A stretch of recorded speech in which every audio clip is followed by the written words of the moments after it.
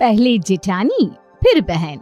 ये कहानी शुरू होती है मनीषा के घर से, जहां उसने एक साथ दो दो बेटियों को जन्म दिया। ये तो वही हुआ जिसका गम था। मेरी मनीषा ठीक तो है ना भाभी? अरे तू बस मनीषा मनीषा कर, आगे की मत सोचना। तेरी बीवी बिल्कुल ठीक है, पर तुझे एक साथ दो दो बेटियां हुई है। जुड़वा बच्चे कैसे होते पता है ना तुझे? रोएंगे तो दोनों साथ, हंसेंगे तो दोनों साथ। एक को मारो तो दूसरे को दर्द होगा। बड़ी होकर दोनों अपने अपने ससुराल चली जाएंगी। एक की सास उसे सुनाएगी तो तेरी दूसरी बेटी अपने ससुराल में उदास हो जाएगी। अब ऐसे तो दोनों ही दुखी रहेंगी ना। ए भगवान, भाभी अब क्या होगा? ये नहीं होना चाहिए भाभी। आप फिक्र मत कीजिए, बच्ची अपना भाग्य खुद लेकर आई है। हम कौन होते हैं टेंशन लेने वाले। धीरे धीरे वक्त बीतता जाता है। रंजू और मंजू बड़ी हो जाती है, पर नाम की राइमिंग के अलावा दोनों में कुछ भी कॉमन नहीं था। उल्टा दोनों निकलती है एक दूसरे की पोल सपाट। पूरे 25 साल के बाद आना हुआ है वापस। जब गई थी मैं तो गोद में थी रंजू, मंजू नहीं मनीषा। अब कितनी बड़ी हो गई दोनों लड़कियां। शादी की सोच रही है कि जिंदगी भर घर पर बिठा कर रखेगी इन्हें? सोच तो रहे भाभी, पर कोई अच्छा लड़का मिले तब ना। मैं तो यहाँ एक शादी में आई हूँ, रईसों की शादी है। तुम दोनों भी साथ चलो, इसी बहाने रंजू मंजू बाकी लोगों की नजर में आएंगी। ऐसे ही तो शादी ब्याह की बातें होती है। वैसे मैं अपनी दोनों भांजियों के लिए ये गुलाबी रंग का सूट पीस लेकर आई थी। पिंक कलर ताई जी, मैं पिंक कलर नहीं पहनती। पिंक कलर तो मेरा फेवरेट है ताई जी, मुझे पता था। अब जब भी आओगे तो मेरे लिए मेरी पसंद की ड्रेस लाओगे। थैंक यू ताई जी। रंजू और मंजू की जुड़वा होने के बावजूद उनकी पसंद में इतना इतना अंतर देखकर ज्योति दंग रह जाती है। ये क्या है मनीषा? मैंने तो पहले ही कहा था भाभी, अपनी किस्मत खुद लेकर आएंगे दोनों।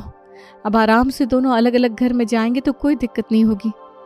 अपनी जिठानी के साथ मनीषा मुरारी अपनी दोनों बेटियों को लेकर शादी में पहुंच जाते हैं, जहां प्रकाश को रंजू पसंद आ जाती है और विकास को मंजू।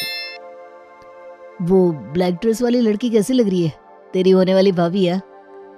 मेरी नजर तो पिंक ड्रेस वाली पर है भैया, तुम्हारे छोटे भाई की होने वाली बीवी।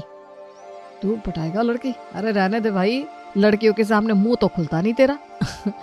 वैसे ये है किस घर की? प्रकाश ये कह रहा था कि तब तक विकास जाकर मंजू से बातें भी करना शुरू कर देता है। अब लड़के की तरफ से तो लग नहीं रही है, लड़की की साइड से होंगी। हाँ, वो लड़की के पापा मेरे ताऊजी के बेस्ट फ्रेंड है। आपकी लड़की ने तो हमारे लड़के का दिल चुरा लिया। लड़का मेरे ताऊजी का बेटा है। यहाँ विकास और मंजू नंबर्स एक्सचेंज कर लेते हैं, तो वहाँ प्रकाश और रंजू में भी बातें होने लगती है। नहीं, वो मेरी ताई दुबई में रहती है ना, 25 साल बाद लौटी है, उन्हीं की गेस्ट हैं हम। मतलब आप 25 के राउंड की हुई? देखिए बुरा मत मानिएगा, पर क्या एक बात पूछ सकता हूँ? जी बिल्कुल। मेरे घर वाले मेरे लिए लड़की देख रहे हैं। आपकी भी तो एज है, अगर आप बता पाते कि आपके पेरेंट्स कहाँ हैं तो मैं अपने पेरेंट्स से उन्हें मिला देता। यहाँ प्रकाश अपने पेरेंट्स को लेकर रंजू मंजू के पेरेंट्स के पास जाता है, तो वहाँ विकास भी अपने पेरेंट्स को ढूंढता हुआ वहीं पहुंच जाता है। देखिए कैसा इत्तेफाक है, प्रकाश के लिए मैं लड़की ढूंढ रही थी और विकास के लिए भी मिल गई। दोनों को एक ही घर की लड़कियां पसंद आ गई, वरना मेरे प्रकाश को कोई लड़की जच ही नहीं रही थी। सिर्फ एक घर की नहीं बहन जी, जुड़वा बहन है। पर दोनों में कोई सिमिलरिटी नहीं है। ये सब तो ऊपर वाला करता है। ऐसे ही इत्तेफाक से तो संजोग बन जाते हैं और अच्छे रिश्ते मिल जाते हैं, वरना सालों साल ढूंढने पर भी नहीं मिलते। एक ही घर में दोनों जाएंगे तो पता नहीं क्या उधम करेंगे।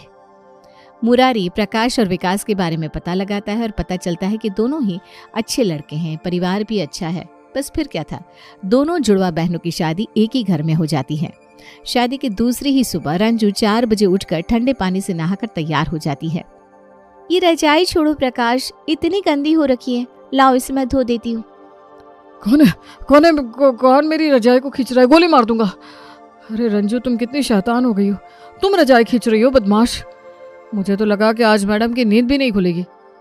ये कहकर प्रकाश जैसे ही रंजू के गाल खींचने जाता है, गुस्से में रंजू कहती है, हाथ पीछे रखो अपने, नहा कर आ चुकी हूँ मैं। और तुम कितने गंदे हो, कितने गंदे हाथ है तुम्हारे।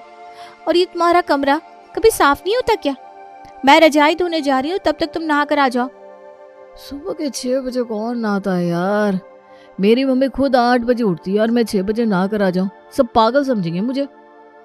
तो ये भी शादी के पहले सोचना चाहिए था ना। शादी के पहले माँ, शादी के बाद बीवी।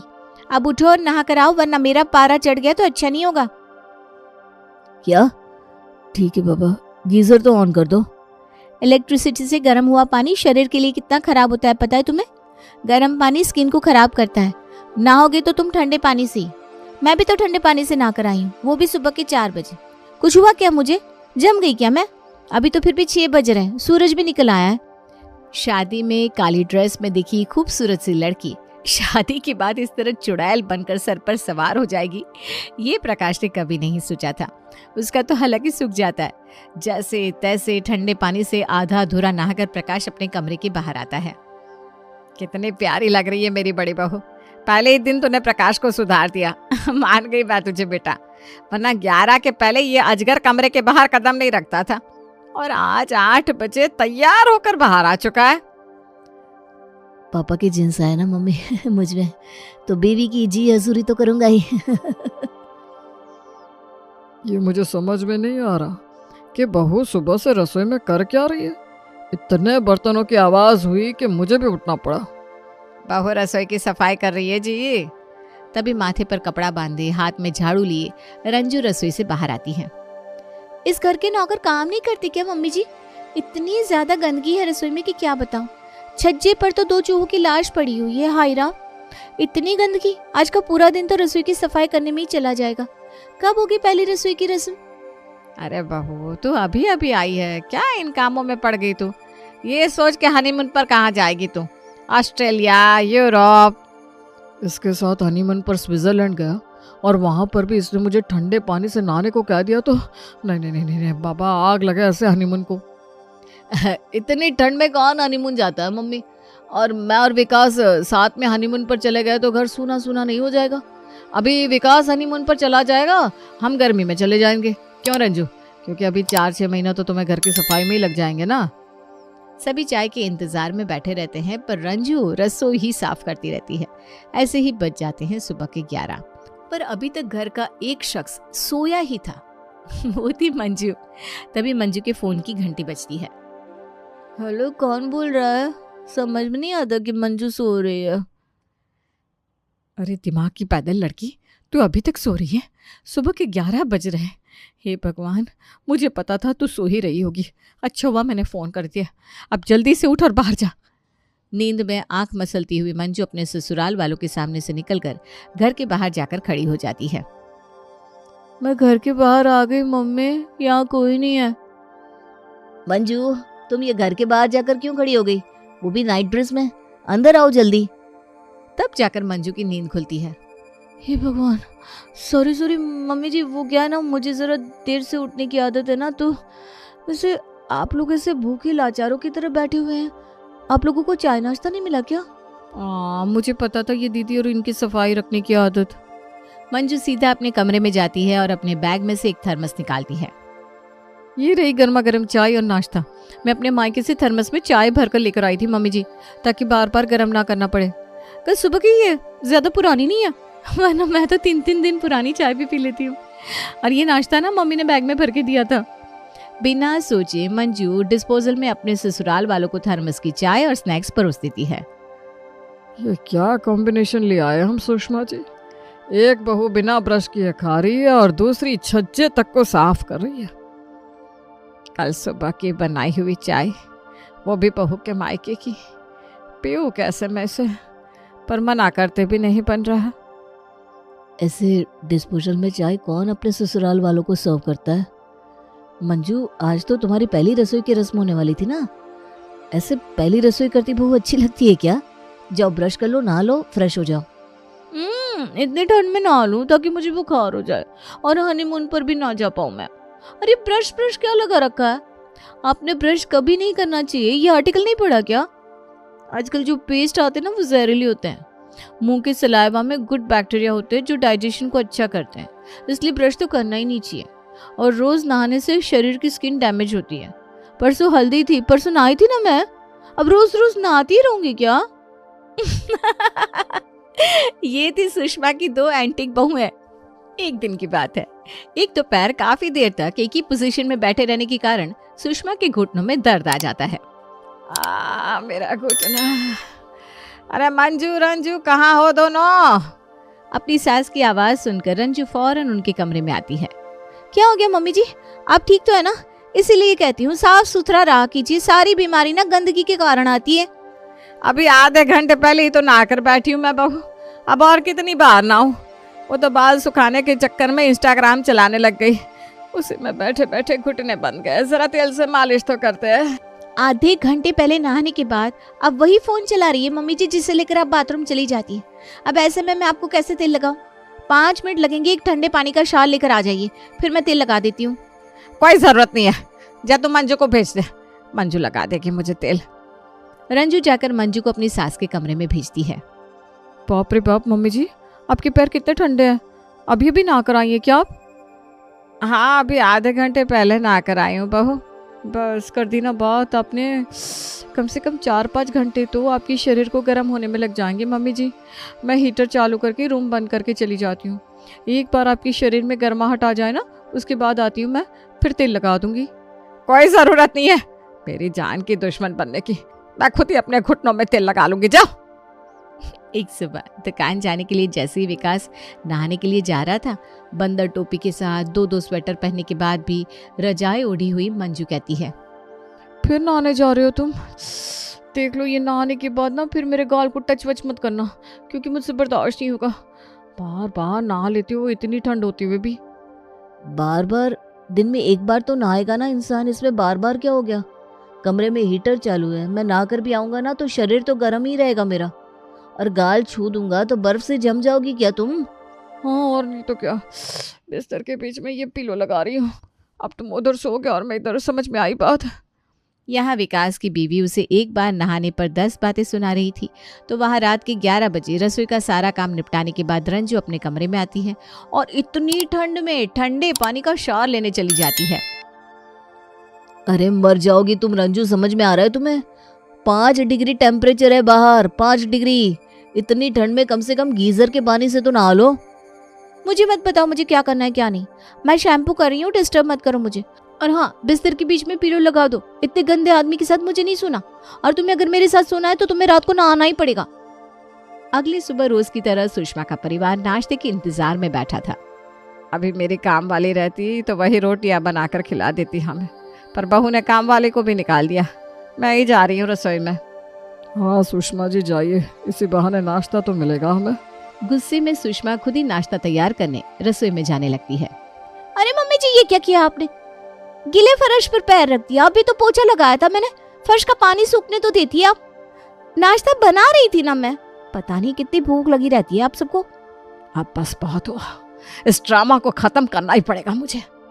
गुस्से में सुषमा सीधा अपनी समधन को फोन लगाती है। बहुत बड़ा धोखा किया है आपने समधन जी हमारे साथ। इन लड़कियों को आप जुड़वा बहने कहती हैं? अरे भाई, एक दिन है तो एक रात, एक दोपहर है तो एक शाम। एक रात के 2 बजे नहाती है और दूसरी 2-3 तक नहाना ही नहीं चाहती। एक की सफाई खत्म नहीं होती कि खाना बने, और एक 4-5 दिन पुराना खाना हमारे सामने लाकर रख देती है। जीना हराम हो गया है हमारा इन दोनों लड़कियों के साथ। और सिर्फ मेरा क्या, मेरे बेटों का भी क्या हनीमून जाएंगे दोनों, बिस्तर के बीच में पार्टीशन लगा कर रखती है। कैसे सूख गए मेरे बेटे। बोलना तो नहीं चाहिए समधन जी, उस दिन शादी पर खुद आपके बेटे मेरे बेटियों के पीछे आए थे, मेरी बेटियां तो नहीं गई थी उनके पीछे। अब जो हुआ छोड़ दीजिए, प्याज की परतें उतारेंगी तो बदबू ही आएगी। हमारे यहाँ तो नियम है, एक बार बेटी की शादी हो गई फिर तो पराई हो गई। तो अब कुछ भी हो, वो आपकी ही है। अपनी समधन से बात करने के बाद 2 दिन तक सुषमा किसी से कुछ नहीं कहती और चुपचाप एक ही जगह बैठी रहती है। अचानक उसे चक्कर आ जाता है। पूरा घर भागकर सुषमा को डॉक्टर के पास ले जाता है, जहां डॉक्टर को बीमारी का कोई पता ही नहीं चलता। लड़ो लड़ो, लड़ती रहो तुम दोनों आपस में। अगर तुम दोनों के कारण मेरी मम्मी को कुछ हुआ ना तो मैं किसी को नहीं छोड़ूंगा। सच में तुम दोनों के ड्रामा के कारण घर में ना सही से खाना होता है ना मम्मी की सेवा। अगर मम्मी ठीक नहीं हुई तो हमारा अलग होना पक्का है। और ये सुनते ही देवरानी जिठानी एक होकर मंदिर में अपनी सास के ठीक होने की मन्नतें मांगने लगती है। एक मंदिर के बाहर उन्हें मिलते हैं साधु महाराज। मेरी सास की तबीयत बहुत खराब है पापा, आप उन्हें ठीक कर दीजिए। हाँ बाबा प्लीज। ठीक है, तुम्हारी सास ठीक हो जाएगी। पर उसके लिए तुम दोनों को खुद को बदलना होगा। कोई ऐसी आदत जो तुम दोनों में बहुत ज्यादा है उसे कम करना होगा। ऐसी आदत मुझ में है बाबा, आपको तो सब पता है, आप तो अंतर्यामी है। मैं समझ गई मुझे क्या करना है। रंजू मंजू हॉस्पिटल में अपनी सास के पास जाकर उनके पैर पर बैठ जाती है। बहुत साफ सफाई करती थी मैं, ऐसी साफ सफाई क्या काम आई मेरे? अगर मैं अपनी सास की सेवा ही नहीं कर पाई तो क्या फायदा इस चीज का? खुद को ऐसा ठंड से क्या बचाया मैंने कि अपनी सास के घुटनों में तेल तक नहीं लगा पाई। मैं आज से पूरी तरह बदल जाऊंगी मम्मी जी। मैं भी। लगता है उस एक्टर ने अपना काम कर दिया। अब मैं आराम से इस बीमार होने के इस नाटक को खत्म कर सकती हूँ। 2 ही मिनट में सुषमा धीरे धीरे कर मुस्कुराने लगती है। सब खुश हो जाते हैं कि सुषमा ठीक हो गई, पर अगली सुबह वो हो जाता है जिसकी प्लानिंग सुषमा ने की ही नहीं थी। आज रंजू 9 बजे तक नहीं उठी थी और मंजू पहले ही रसोई में थी। चलो अच्छा है, लगता है दोनों बदल गई, अब सब ठीक होगा। लगता है आपकी बीमारी का गहरा असर पड़ा है दोनों पर। नहीं पापा, गहरा नहीं, बहुत गहरा। कभी ना नहाने वाली मंजू सुबह से 2 बार नहा चुकी है, सुबह से रसोई साफ करी है। क्या? और आज रंजू उठने को तैयार ही नहीं है क्या? लगता है फिर से बीमार होना पड़ेगा। दोनों को इनकी आदतों को कम करने को कहा था, पूरी तरह बदलने नहीं। बेचारी सुषमा के इतने बड़े ड्रामे करने का कोई फायदा नहीं होता और जेठानी देवरानी बन जाती है और देवरानी जेठानी।